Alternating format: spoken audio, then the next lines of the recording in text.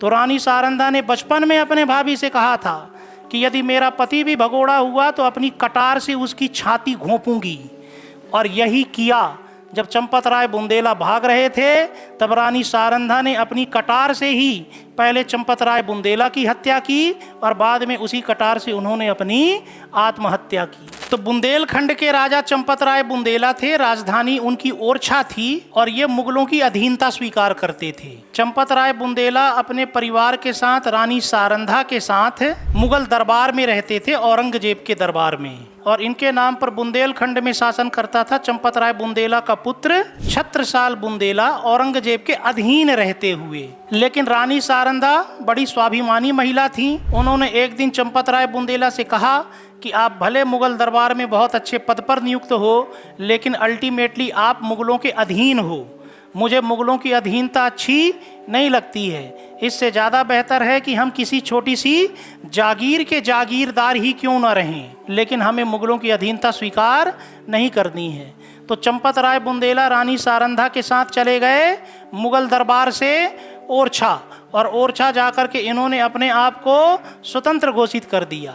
औरंगजेब ने कई बार सेना भेजी, लेकिन जब जब सेना भेजी जाती चंपत राय बुंदेला अपने सैनिकों और अपने परिवार के साथ जंगल चले जाते, और जैसे औरंगजेब के सैनिक वापस आते तो जंगलों से निकल करके ये पुनः ओरछा के दुर्ग पर अधिकार कर लेते थे। एक दिन औरंगजेब ने प्लान बनाया।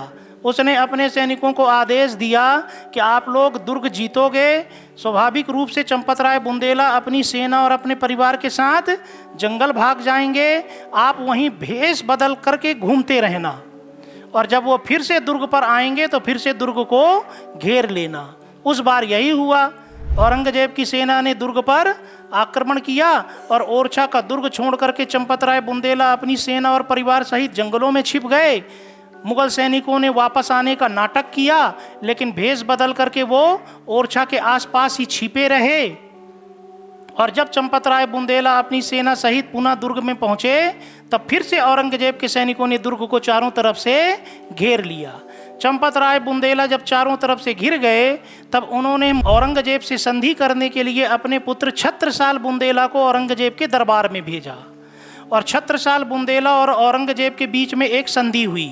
संधि में ये तय हुआ कि चंपत राय बुंदेला अपनी पूरी सेना और परिवार सहित दुर्ग को छोड़ देंगे और मुगल सेना उन्हें किसी भी प्रकार का नुकसान नहीं पहुंचाएगी। लेकिन इस संधि के आधार पर जब चंपत राय बुंदेला अपनी पूरी सेना और अपने पूरे परिवार सहित ओरछा के दुर्ग को छोड़ देते हैं तो औरंगजेब संधि को तोड़ देता है, और औरंगजेब के सैनिक चंपत राय बुंदेला का पीछा करने लगते हैं। चंपत राय बुंदेला रानी सारंधा के साथ यहाँ से वहाँ भागते रहते हैं। भागते भागते भागते उनका शरीर बड़ा दुर्बल हो जाता है, वो बीमार हो जाते हैं। जब वो भाग भी नहीं पा रहे थे तब उन्होंने रानी सारंधा को ये कहा कि मैं यदि मुगलों के चंगुल में आऊँगा तो मेरा नाना प्रकार का शोषण होगा, इसलिए तुम अपनी कटार से मेरी जान ले लो। तो रानी सारंधा ने पहले अपनी कटार से चंपत राय बुंदेला की जान ली और फिर उसी कटार से रानी सारंधा ने अपनी भी जान ले ली। तो रानी सारंधा मध्य प्रदेश के इतिहास में इतनी वीरांगना महिला थी। कहते हैं बचपन में रानी सारंधा जब अपने भाई के साथ रहती थी तो इनका भाई कहीं का जागीरदार था। यह किसी युद्ध में गया था और बिना युद्ध को जीते वापस आया था। तो रानी सारंधा की भाभी ने अपने पति की आरती उतारी थी कि मेरा पति युद्ध से जीवित वापस आया है। तो उस छोटी सी बच्ची सारंधा ने अपनी भाभी से ये कहा था कि तुम किसकी आरती उतार रहे हो, ये तो बिना युद्ध जीते भाग करके वापस आया है। तो भाभी ने कहा था कि तुम क्या जानो पति मोह क्या होता है, जिस दिन तुम्हारा पति होगा उस दिन मैं देखूंगी कि अपने भगोड़े पति के साथ तुम क्या करती हो। तो रानी सारंधा ने बचपन में अपने भाभी से कहा था कि यदि मेरा पति भी भगोड़ा हुआ तो अपनी कटार से उसकी छाती घोंपूंगी, और यही किया। जब चंपत राय बुंदेला भाग रहे थे तब रानी सारंधा ने अपनी कटार से ही पहले चंपत राय बुंदेला की हत्या की और बाद में उसी कटार से उन्होंने अपनी आत्महत्या की। रानी सारंधा पर मुंशी प्रेमचंद्र ने कितना अच्छा उपन्यास लिखा है रानी सारंधा नाम से, समय मिले तो जरूर पढ़ना। अब चंपत राय बुंदेला की मृत्यु के उपरांत छत्रसाल बुंदेला औरंगजेब के दरबार में थे। तो छत्रसाल बुंदेला ने औरंगजेब की अधीनता स्वीकार कर ली।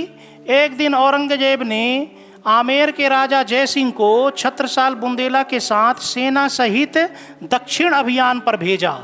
और जब छत्रसाल बुंदेला औरंगजेब की तरफ से दक्षिण अभियान पर गए तो ये जा कर के महाराष्ट्र में शिवाजी से मिल लिए और शिवाजी ने इनका ब्रेन वॉश कर दिया कि तुम कैसे राजा हो जी, तुम्हारे पिता चंपत राय बुंदेला, तुम्हारी माता रानी सारंधा की मृत्यु औरंगजेब की वजह से हुई थी और तुम उसी औरंगजेब की अधीनता स्वीकार कर रहे हो। तो कहते हैं छत्रसाल बुंदेला फॉर्म में आ गए और अपने 700 सैनिकों के साथ ये चले गए बुंदेलखंड और वहाँ जा कर के छत्रसाल बुंदेला ने अपने आप को स्वतंत्र घोषित कर दिया और अपनी नई राजधानी ओरछा की जगह पन्ना में स्थापित कर ली। छत्रसाल बुंदेला जब तक जीवित रहे तब तक उन्होंने औरंगजेब की अधीनता स्वीकार नहीं की। औरंगजेब ने इनके खिलाफ कई बार सेना भेजी लेकिन ये पराजित नहीं हुए। औरंगजेब की मृत्यु के उपरांत नया मुगल बादशाह बना बहादुर शाह प्रथम और फिर बहादुर शाह प्रथम ने छत्रसाल बुंदेला के विरुद्ध इलाहाबाद के अपने सूबेदार मोहम्मद खां बंगस के नेतृत्व में सेना भेजी। तब तक छत्रसाल बुंदेला की आयु 80 वर्ष हो चुकी थी, इसलिए छत्रसाल बुंदेला युद्ध नहीं कर सकते थे। तो और छत्रसाल बुंदेला के मराठों से बड़े अच्छे संबंध थे क्योंकि शिवाजी के द्वारा मोटिवेट किए जाने के पश्चात ही छत्रसाल बुंदेला ने स्वतंत्र बुंदेलखंड राज्य की स्थापना की थी।